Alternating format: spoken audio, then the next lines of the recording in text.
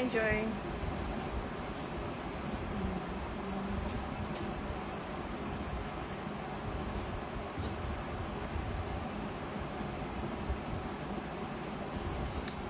Hello, everybody. Good evening. Happy Valentine's Day.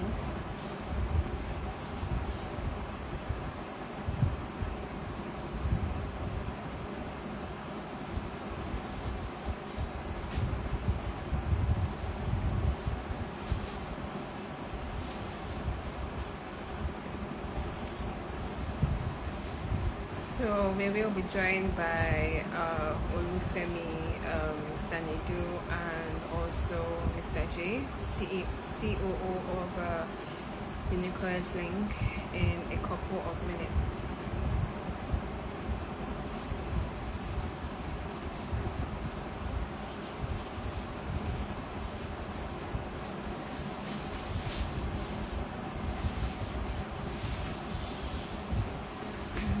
How is everybody's Valentine's Day going so far?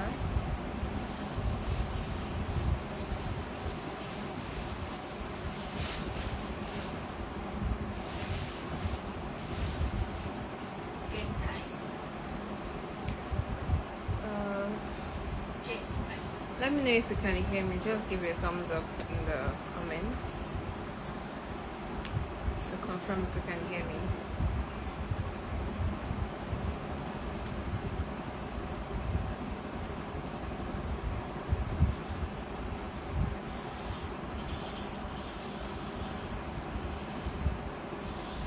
Alright, Aisha, thank you for that.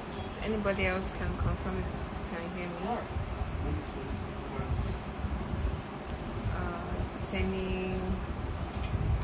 Seni Olam.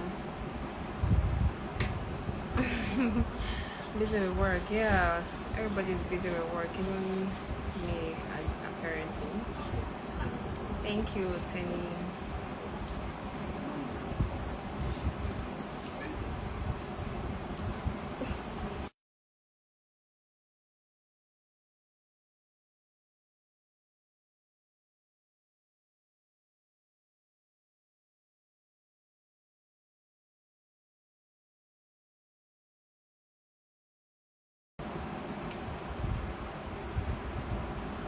Thank you, Tenny.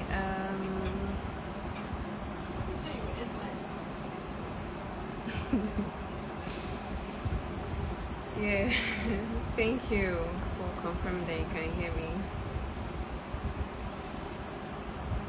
Joy, are you supposed to be joining this live?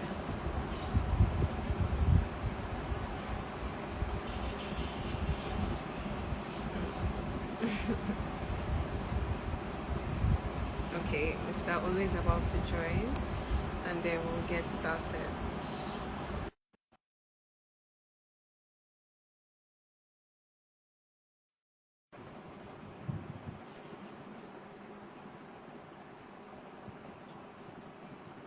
Okay, can you see me? Yeah, I can see you now. Good afternoon. I think it's afternoon over there. Yes, good afternoon to you. How are you doing today? Oh, doing fine. Awesome, awesome. You? I am doing very, very fine too. Thank you. I think a lot of our people are joining already. Yeah. Hi, Teniola.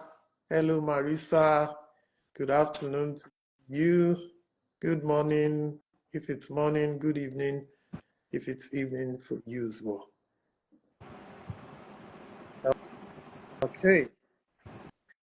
I don't know if Jay and Mr. Nedu will still be able to join, but we can get started and then they can meet us in the discussion. Good evening to everyone. Hello, Mary. Okay, I think a lot of our people are here.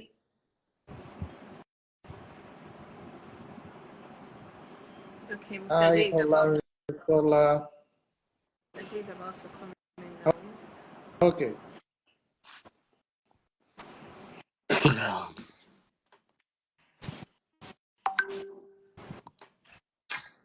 Good afternoon, Mr. J. Hi, Kenichi, good afternoon. Jay, how you doing now? Lou, the code is doing me strong thing. Sorry, I've not been I can feeling, I can hear it in your voice too. yeah, I've not been feeling well for like 4 days now. Like February is always crazy. That's crazy. The year started on a very, very busy note this year. Yeah, as And very, usual. very busy everywhere. Yeah, But yeah. awesome. Thanks for finding time to join us, and hi to How is it? everyone. How is the snow in Edmonton though? Is it Um, has it been crazy? it hasn't been actually so bad since I came here a couple of days ago. Okay. Um, but it's cold. It's actually cold.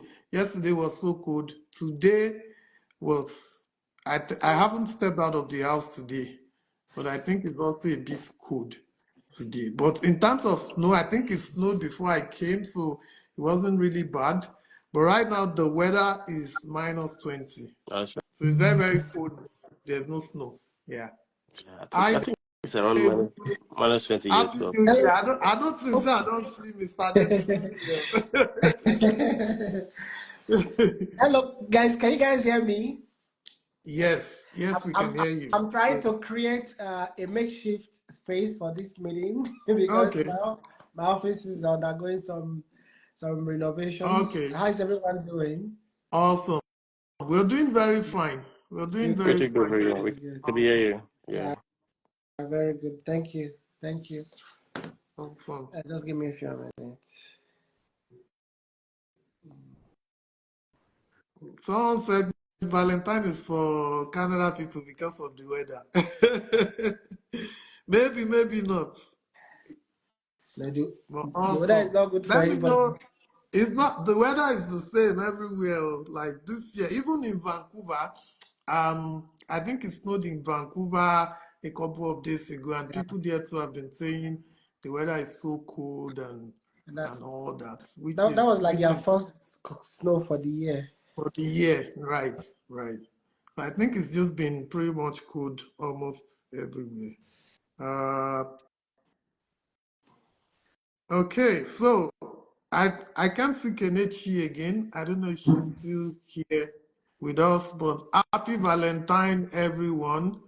I was making a joke a couple of days ago. I said in Canada this weekend is also long weekend, and it's Oh wow. also Valentine's Day celebration for those that are celebrating Valentine. But it's called different names in different parts of Canada. I think in BC, Alberta, and a few other places. I'm going to find it quickly. BC, Saskatchewan, Ontario, Alberta, and New Brunswick is called Family Day. Oh, And then in oh. Nova Scotia, it's called Heritage Day. Mm. In Manitoba, it's called Louis Riel Day.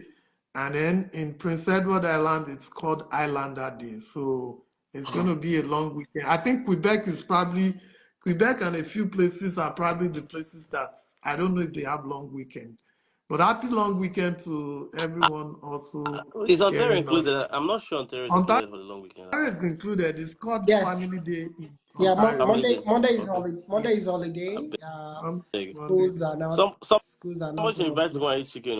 Olu, when I come back to Ontario, so that I'll come to your house to I, go sh- I and eat. should be I should be back soon, maybe before the end of this month, but I'll let you know and see if Permanently we can or get just short term.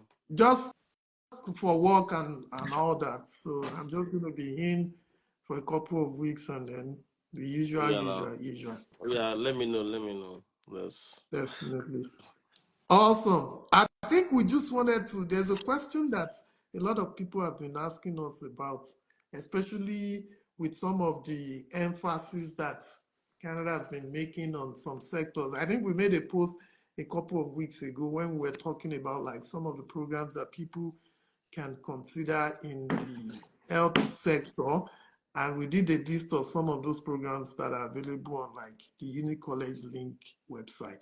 But one of them stood out, and it's something that people have always been asking, and that's about like the continued care assistant, working as a personal support worker. What's the NOC? Is it 44101? Is it 33102?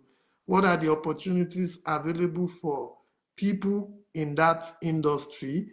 And if you look at it, because to a very large extent, Canada also has like an aging population, and it's not unusual to see that when people become seniors, they move to maybe long-term care homes or nursing homes and assisted care facilities and other related healthcare facilities where healthcare professionals can like cater to them and provide all the needed support to them. I saw a stat that says, I believe in Ontario, just Ontario alone, Ontario needs about 50,000 care workers by maybe 2027 or something like that, which also emphasizes the in-demand nature of people in the care industry and also the importance of the work they also do.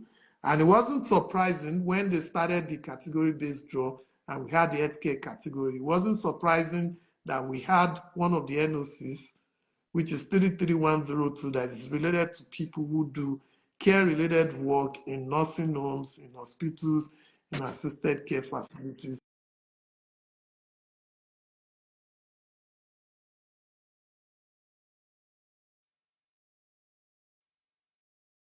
Hear from you what your thoughts and perspectives are on why the continued care job or continued care assistant job or personal support worker or healthcare assistant, like some people will call it in some other programs.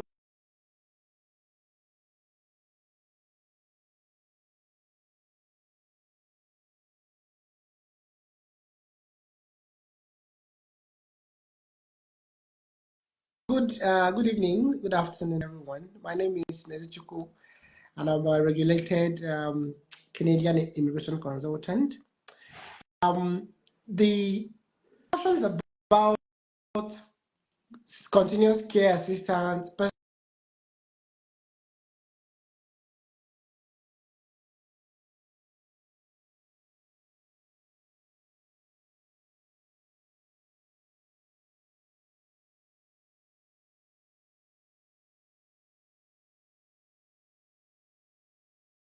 I lived in Halifax for some time, and some people fondly will refer to Halifax as a retirement area because when people work in busy cities like Toronto, Vancouver, the busy areas, when they want to retire, many of them go down to Halifax because it's a pretty calm environment. It's a slower city that, like Toronto and the big ones. So people actually love it. In fact, personally, I met about 4 people who had worked and retired in Toronto, and then they moved down there to settle, retire, and live there for the rest of their lives. So, and if you are in Halifax, in Nova Scotia generally, you also see that this CCA thing is a huge thing.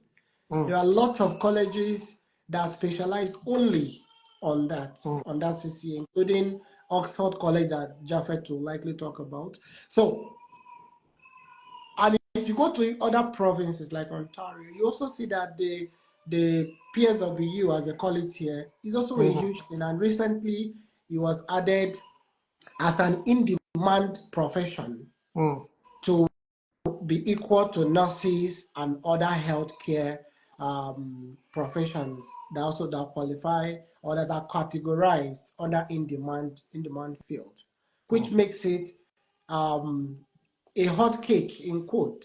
What that means is the government needs it, the people of course need it.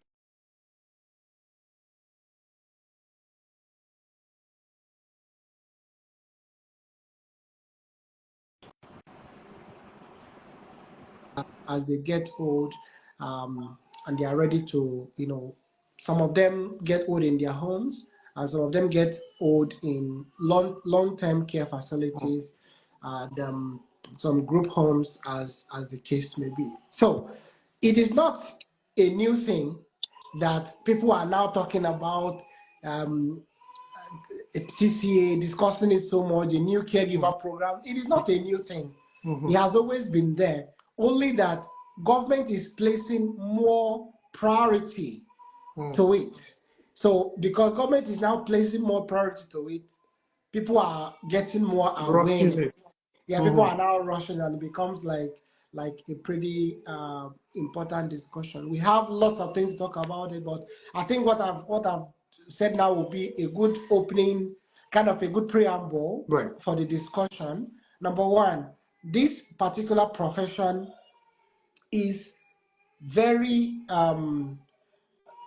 vital to the community, because of the aging population they have.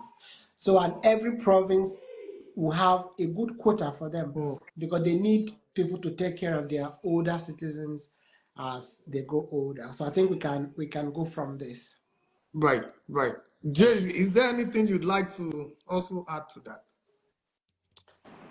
Yeah. As Nedu have said, right, Canada has a aging population. And most importantly, like if you check the demographics of all provinces, you see that like a lot of those aged people, right, live in Nova Scotia, right, because of like the nature of like of the province. And right now, overall in Canada, the federal government is actually like trying to like be more specific in terms of like what does the country really need, so that immigration does not really be a thing of fun, Just yeah. open, yeah. Just open borders so And that free people for will come. all. Mm-hmm, Yeah, mm-hmm, rather it's going to be a thing of like direct, instant economic impact. In as much as like it has impact those other people that they have brought in.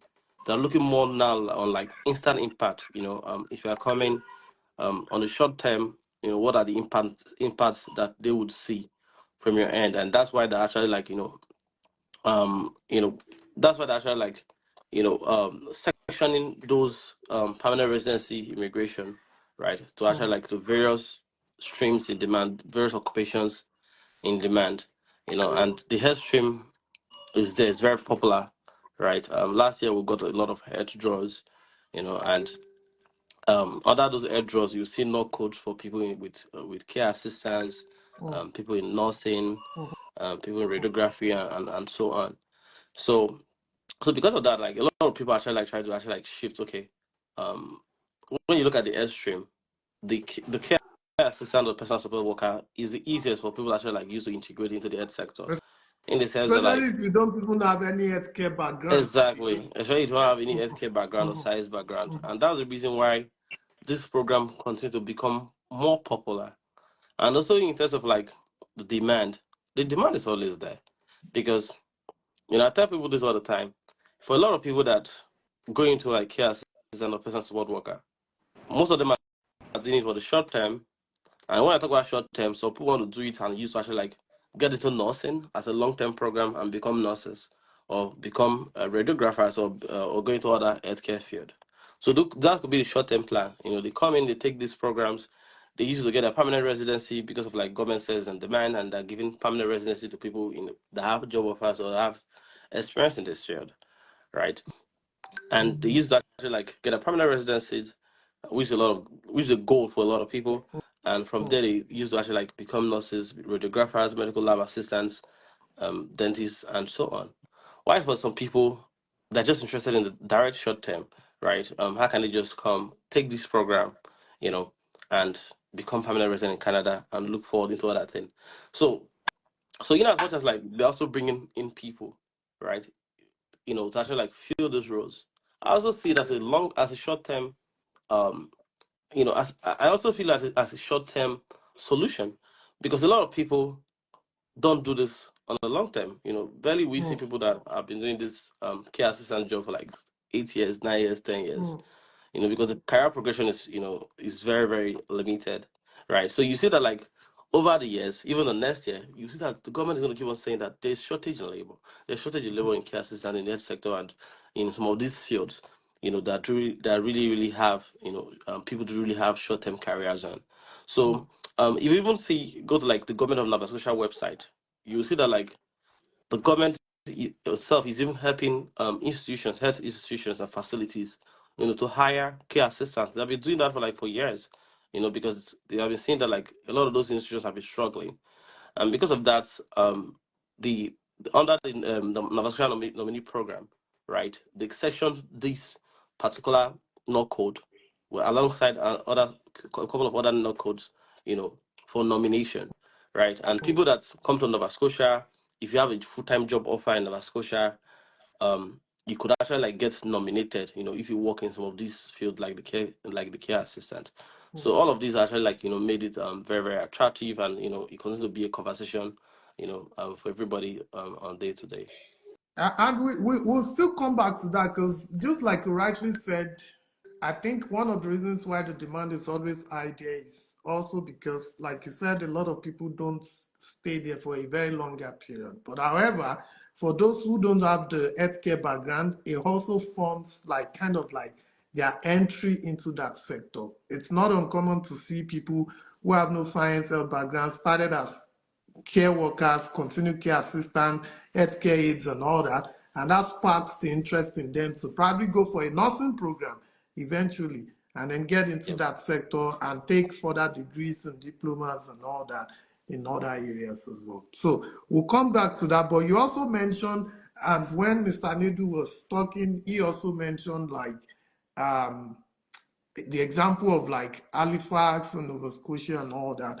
And you mentioned like the programs that are available, the schools where people can do this in Nova Scotia. So just tell us a little bit more about the continued care program at Oxford International College, which I believe Okay. is in Halifax, Nova Scotia. And why should international students consider that, consider the program, consider the college, even maybe consider the city and the province as well? Yeah. So again, this program are for people that are actually like very very strategic. Hmm. Just to say, and with all honesty, Oxford International College do not have postgraduate work permit. So if you go to the college, you won't be the expectation is not to actually have postgraduate work permit automatically after Mhm. you graduate from the institutions. So we partner with Oxford, and the reason we partnered with Oxford is because of like the strategic purpose. If you check Nova Scotia, you see that like there are probably like only 3 institutions or 2 institutions that actually have the license to actually offer these programs: Mm, continued care assistance and early childhood, which is actually like in high demand mm, in Nova Scotia. And the government of Nova Scotia has partnered with Oxford and a couple of these institutions offering these programs to see how they could reduce the shortage in labor. So if you are somebody that like okay that is very very strategic, and you are looking at like, oh, how can I really position myself, mm, to be at the right place to ensure that like, okay, I take this program. From this program, I go straight into the field. From the field, I get nomination to actually have my permanent residency. I'll tell you straight for a fact, Oxford International College would probably be the right place for you to be. I'll break it down a little bit more. If you go to the school, you take your program for 8 months or 1 year, depending on like depending on what the term is, right? But usually, like the curriculum for 1 year is usually like 8 months, 4 months term, 4 months term, and maybe 1 month break. So within 8 months or 9 months, you are done with your program. If you take your program, the next after your program, the school would actually like forward you to actually like to health institutions or facilities for you to do your co-op or internship.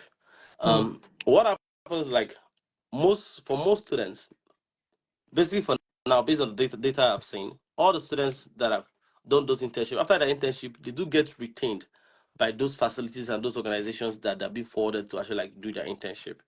So as far as mm. like you do your bit, you are committed, you're ready to actually like Exactly. learn and do your work. You get retained by those facilities, and you use the offer letter to actually apply for close work permits. Okay. Then after you get your close work permit, I think I will allow them to actually like take it up from here to actually talk more about the immigration side of things and what happens after they get the close work permit. Okay, Okay. so Yeah. yeah, I'll just take it up from there. So this is the thing, Okay. right?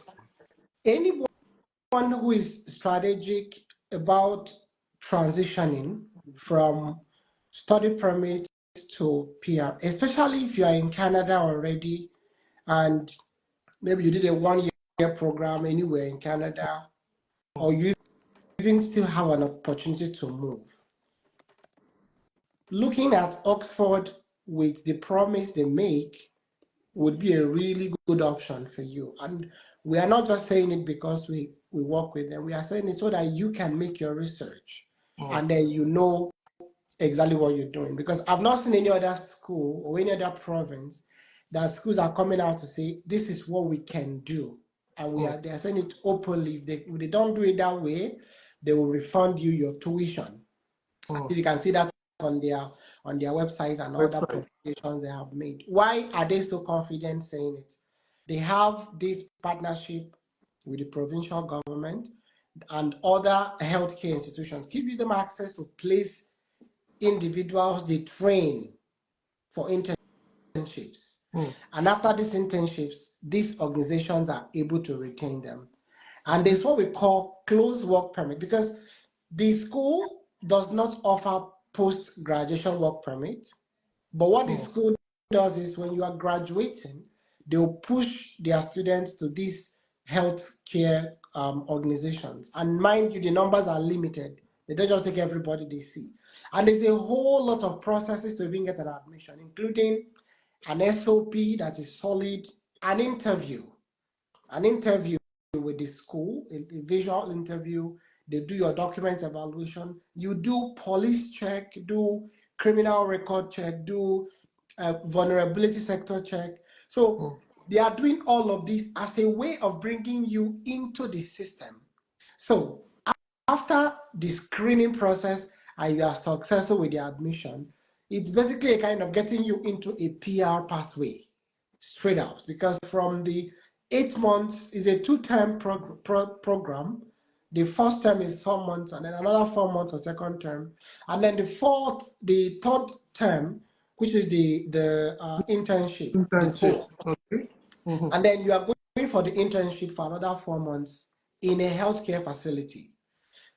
Most of the times, if not all the times, these healthcare facilities, they actually need people like you that have these skills you are bringing to the table.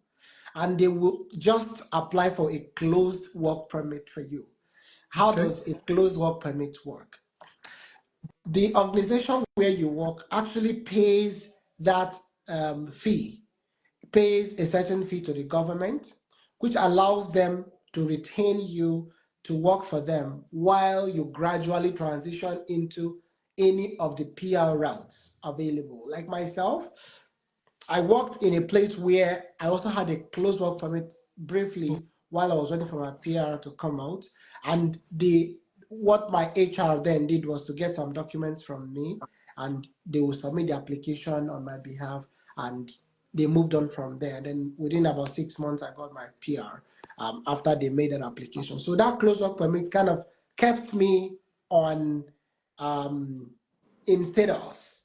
So I had a status throughout the process, and when I was waiting for my PR to come out. So what Oxford is promising is, if you pass through their pre-scrutiny process and you are successful, you go through their interview process, you do their police background check, you do all of those vulnerability sector checks, and you are qualified. You get into the process, study for 8 months, and then the remaining 4 months of the year, you're already in a healthcare institution as per the partnerships they have, and they apply for a closed work permit for you, and then you transition into any of the PR routes available in Nova Scotia.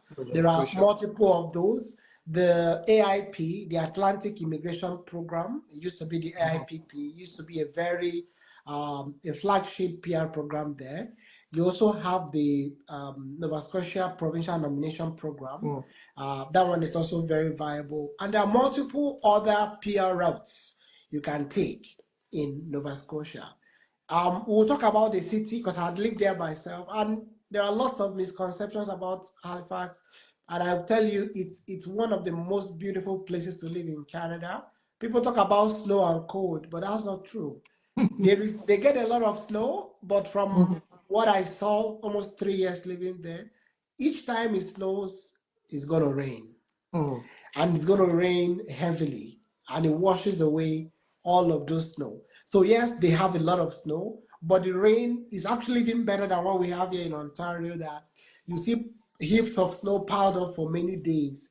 I didn't see a lot of those in Halifax. It used to rain after snow and wash all those snow away, and you don't see.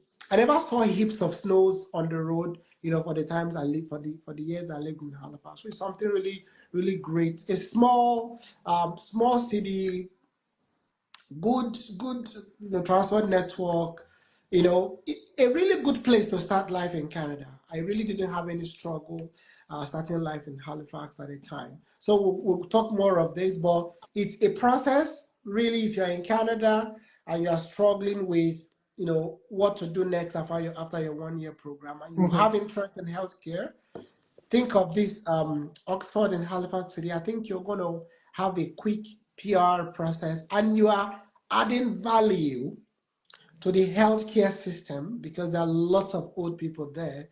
And then you have lots of opportunities to also do well if you choose to go a little bit further into the healthcare profession. Let's go from here. And Thanks. I think you've answered one of the questions I have, which is it open for people who are also already in Canada? Absolutely. Which you've mentioned. So maybe you've done the first program, you're looking at the second program. It's something I always tell people, you have to be deliberate. Even before all these changes started happening. That's why a lot of people are coming back now and say, Olu has said this before. There are posts and videos way back 5 years ago that I would say when you're coming to Canada, there are 3 plans you must have. Your study plan, choosing the right program, your career plan, what do you want to do with the program you're coming to do? The third plan, your personal exit plan. If your plan is to stay long time in Canada, what's your immigration plan? Back then when I said 5 years ago, people would say, oh, you don't want us to come. When we get there, we'll go and figure it out. I said, okay, no problem. But the changes that have been happening now has now brought all those things we're saying back then to the consciousness of a lot of people. Now that everyone, there's a common agreement, like if you're going here to study, be deliberate about the program you're choosing.